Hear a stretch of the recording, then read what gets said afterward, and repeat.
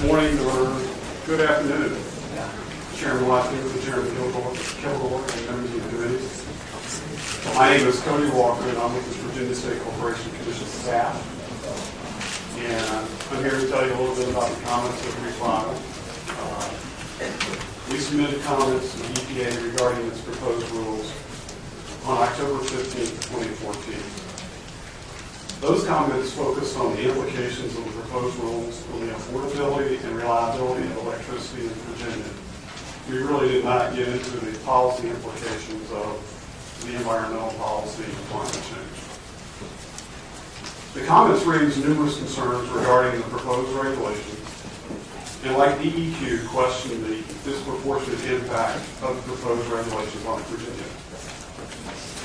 Generally, the comments noted that Virginia was effectively being penalized for steps that had already been taken. That the proposed regulations may have significant cost and reliability implications for the Commonwealth. And we question the legality of imposing regulations that would establish standards for existing units in Virginia that are more stringent than those in place for new units, or that would effectively go beyond the fence line of the effective generating units. I had some stuff in here about the rates and neighbors and how their rates were different and so forth. I'll skip over most of that. I would note that, just for example, West Virginia's proposed limits are approximately double Virginia's. North Carolina's limits, which happens to be the closest of our neighbors, are approximately 20% less rigid than our standards are. And Maryland is fairly close to North Carolina. So in terms of our immediate neighbors, we are being held to a significantly greater standard. The EPA incorporated a number of questionable adjustments in the calculation of proposed target rates. These adjustments included overly ambitious and possibly unachievable target levels for conservation and renewable generation. These energy efficiency and renewable targets were established in an arbitrary fashion without regard to actual potential in the Commonwealth or Virginia-specific cost estimates. Virginia utilities operate in multiple states and participate in PJM's regional power markets. As such, we will be impacted by how the proposed rules will affect surrounding states and the cost of power purchased from those power markets. We are also concerned with the compatibility of these rules with the PJM market model, which relies on cost-based economic dispatch to generate hourly market prices. Assuming that ultimately PJM can in fact accommodate some type of economic dispatch, and there may be some question of that regarding how the rate differentials are for the various states and so forth, but assuming that they can, we are concerned about the proposed rules' impact on market prices. An analysis recently released by PJM indicates that the market-related implications of the proposed rules could be huge for Virginia and for the entire region. We are also very concerned about the potential impact that the proposed rules may have for electric service reliability. EPA's supporting modeling of the impact of the proposed rules, which is the ICF model that you were just discussing with Mr. Jackins, envisions retiring 2,851 megawatts of dispatchable fossil generation in Virginia and replacing it with only 351 megawatts of non-dispatchable wind generation. That is a net reduction in capacity of 2,500 megawatts. A net reduction of capacity of this magnitude would require significant increases in transmission import capacity, internal transmission additions and realignments, significant load reductions, or some combination of the three in a very short time frame. It is questionable whether additional transmission can be built within this time frame. It's also questionable as to whether or not such load reductions are achievable within the time frame, at an affordable level. These reliability concerns were shared by the North American Electric Reliability Corporation, or NERC, NERC are the guys that are tasked with keeping the lights on. In a report released earlier this month, NERC observed, and I quote, "The EPA assumes that energy efficiency will grow faster than electricity demand, with total electricity demand shrinking after 2020. The implications of this assumption are complex. If the EPA assumed energy efficiency growth cannot be attained, additional carbon reduction measures would be required, primarily through reduced fossil fire generation." End quote.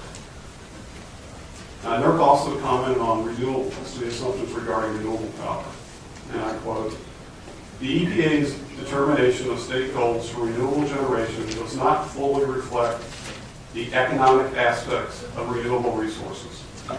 Resource limitations exist due to permitting, market saturation, transmission access, and project financing issues.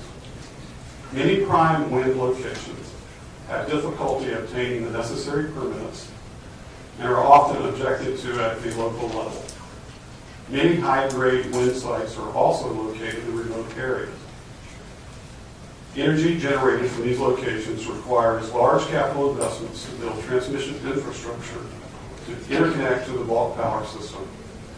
Location matters, and sites with high capacity factors are limited." End quote. Finally, the NERC sort of summed it up by saying, "Given the potential reliability concerns of the EPA's 2020 proposed implementation date, NERC encourages the states to begin operational and planning scenario studies, including resource adequacy, transmission adequacy, and dynamic stability to assess economic and reliability impacts." End quote. Turning away from reliability and turning to the indicative cost analysis that we did at the staff. We conservatively estimate that the cost of compliance for Dominion is in the $5.5 to $6 billion range, despite expectations that a business as usual approach would satisfy approximately 73% of the reductions necessary for meeting the proposed interim limit, which we believe to have been set inappropriately low. Now, Mr. Gaffney talked quite a bit about the 80 versus the 73, 27% versus the 29%. And the obvious question is why is there such a significant cost impact when you're talking about numbers that begin at a relatively close range? I would liken it to, I have apple trees in my yard. And when I pick the apples, it's very easy to pick the 73% of the apples. When I have to reach up high and get that remaining 27%, I have to expend a lot more energy. And that's, the old proverbial low-hanging fruit. And the 73% or the 80% represents the low-hanging fruit. And that remaining difference is going to be very difficult to achieve. Now, we do differ with respect to how the best way to achieve that remaining 27, 20%, whatever the number is. We have looked at a number of scenarios based on Virginia Power's IRP. Our two lowest cost scenarios do include North Anna 3 as an addition in the plans as part of the lowest cost way of achieving that. Those assumptions may not be entirely realistic. There are a lot of challenges facing North Anna 3. North Anna 3 may never be built. We've also looked at other alternatives, including increased renewable power, including offshore wind. And when we look at those alternatives were more expensive and achieved a lower level of compliance. So we felt like that the better alternatives were those plants that include North Anna 3. Now, that analysis is looking strictly at the proposed rules and how we believe if you apply the building blocks that EPA rely on as the compliance measure, that's what would result from those requirements. If those rules change, if we are allowed to have a different type of approach, a mass-based approach, if we can somehow or another achieve a regional market, then those numbers will change. That's really all I have in the way of prepared comments, but I'll be happy to entertain any questions that you may have. Thank you. Any questions? Other views?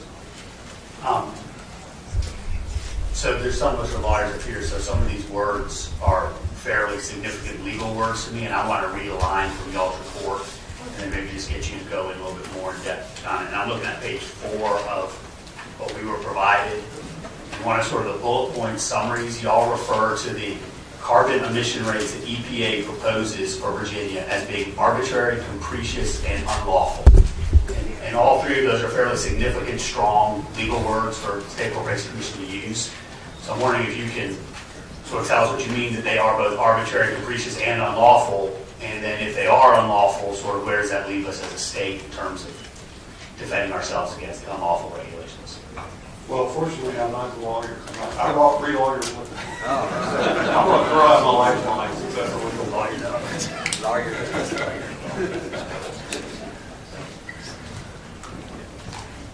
Delegate, I'm Bill Chambliss, General Counsel. My name is on the comments. I received a number of comments from the public about our statement.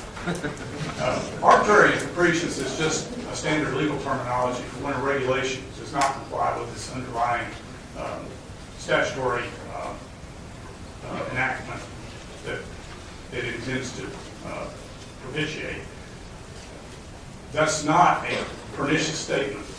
We do believe that, for a number of reasons, the regulation that EPA has developed is unlawful. And some of these have been mentioned by other speakers, Director Taylor. The standard for new sources yet to be built using the best available control technology that EPA has acknowledged exists are considerably less stringent than the standard that the current existing units must meet. That's just nonsense. EPA has never, under Section 111D, created a standard for compliance for existing facilities that is more stringent than those for new yet to be built facilities that can incorporate control technologies. It's unprecedented what they're doing in this regulation. They are the building blocks that we've heard all about this morning.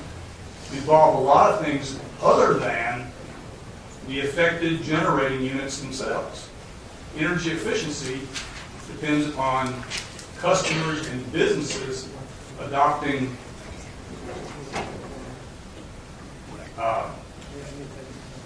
measures at their places of business and residence that will make more efficient use of energy. Who's going to enforce that against, I put in a programmable thermostat, but I don't set it. I put in energy efficiency windows, but I raise it. They're going beyond the fence line, or another speaker say, of the source of the emissions to try to control the emissions. That's another one of the shortcomings that we believe is legally deficient in the proposed regulation. You heard mention that the EPA has already been sued by a number of states and energy companies for the promulgation of this regulation under Section 111D because existing power plants are already regulated under